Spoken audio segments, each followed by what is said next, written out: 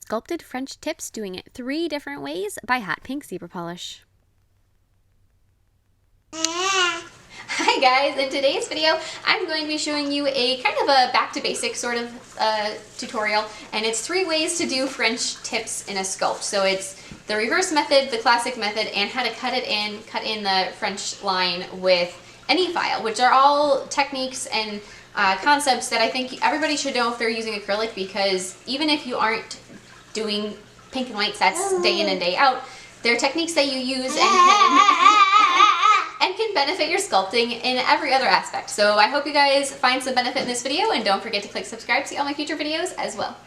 So the first way is going to be just the classic way of sculpting nails, and this is the first way that I learned how to do it.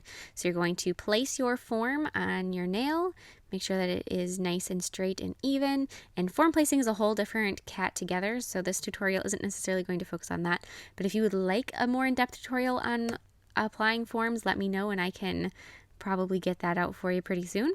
Otherwise, I'm just going to take and I'm going to first build out the nail with a little bit of clear acrylic. So just take and make it whatever length you like, but try to keep this very, very thin. It's kind of your goal. This is almost like the step if you were to be doing this on top of tips, and the same thing, you could just glue on a tip and then skip the form altogether if you prefer to use them. But you're just extending the nail. You're not adding any thickness here, you're just making it the length that you want it in the end.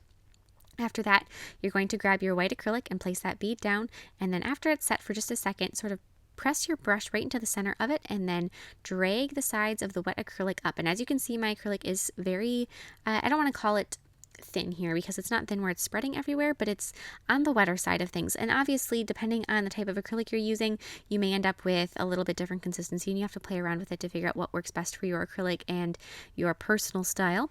But just take and do that and make the nice little points on the side. And if your white acrylic extends past, makes it's a little wider, a little longer, whatever, you can always file that later. Really, the main thing you need to focus on here is getting that smile line as perfect as you possibly can. Everything else can be filed, but that smile line, however you sculpt it, is how it's going to be. So just be very careful with it and make sure that you work on that until you are happy with it, and let everything else be, because you can fix that later with a file.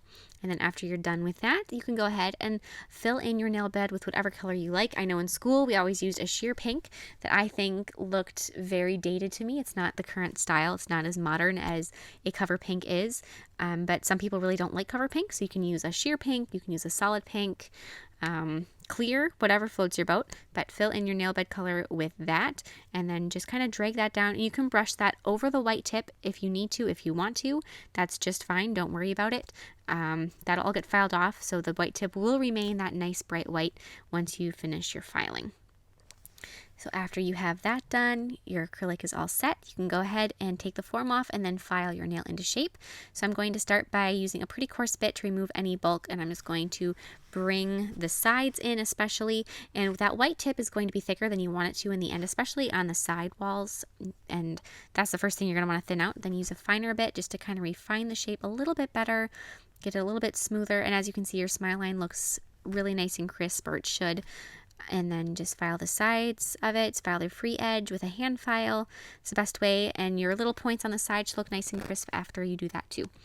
Now for the reverse method, which is the second way that I learned how to do this, but is actually my favorite, I'm going to once again apply my form, and I'm using really bad forms. If anybody's curious, I would not recommend C&D's forms.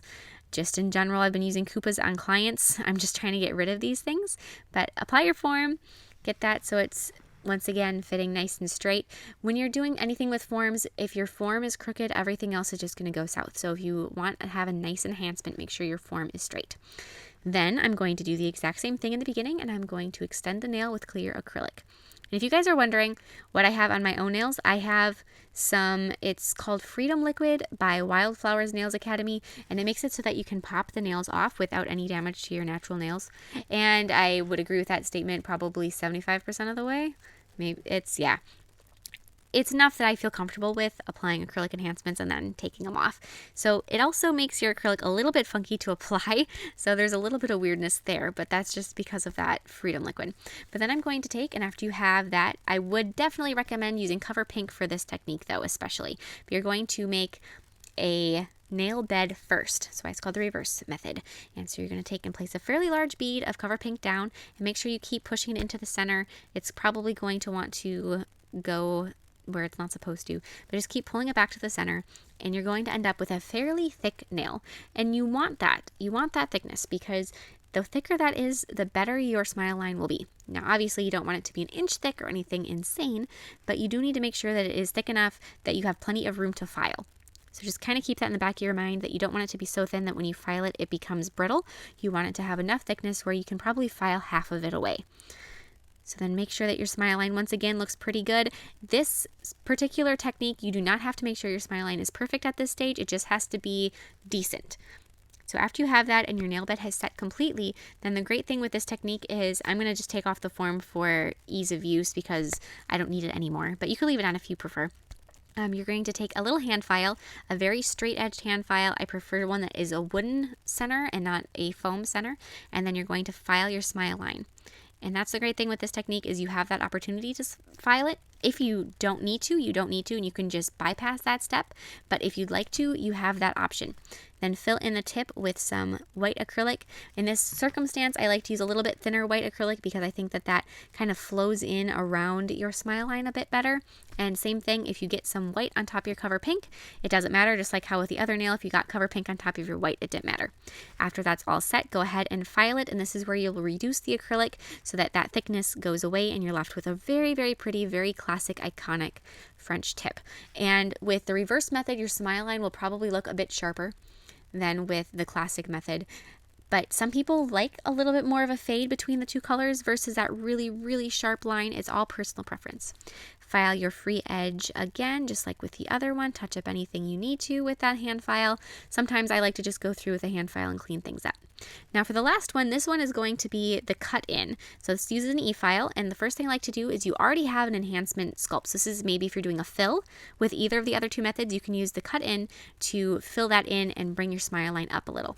So I like to draw it out actually with a marker, because that way you have a smile line that you can just trace with your e-file, especially if you haven't done these too often. So like maybe the first two sets, I would recommend drawing them in because it doesn't show in the end result.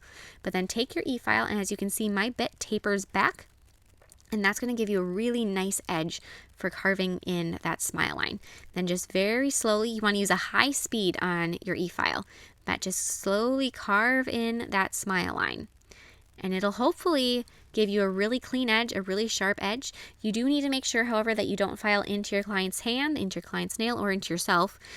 If you're doing this on yourself like I am. And same thing with this one, you can go through with a hand file and clean up that smile line as much as you'd like.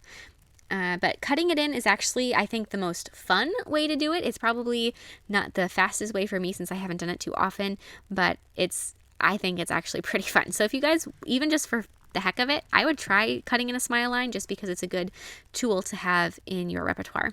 Remove any dust after all of that filing, and as you can see my nail bed and that little lip when I turn my nail to the side. And just like with the reverse method, you can then fill in your tip with some of that white acrylic. Now with this one, as you saw in the beginning when I flipped my hand over to show you the underside, you can still see the cover pink underneath the nail. And that is probably the downside to this, and it's something that is basically unavoidable if you have a cover pink nail. And whatever color's underneath it is going to stay underneath it, because you aren't starting out with that fresh white tip. That's the only thing covering that area of the nail. But if that doesn't matter to you, then that's fine. This also works if you want like a glitter underneath. If you had a glitter nail on top, that would look actually pretty cool. Then go ahead and file away any of that excess acrylic. Hopefully it's not too much.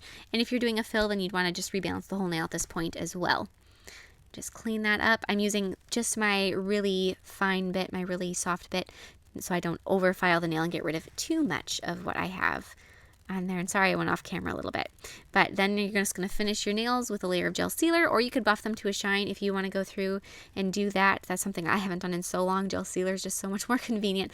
But apply a layer of gel sealer over the top. They should all have really nice results with either of those methods. And if I were to just recommend something, especially if you're doing it in a salon, between the reverse and the classic, pick one and just practice it, and pretty soon it'll be second nature. Comment with any questions, and I will see you in my next video. Bye!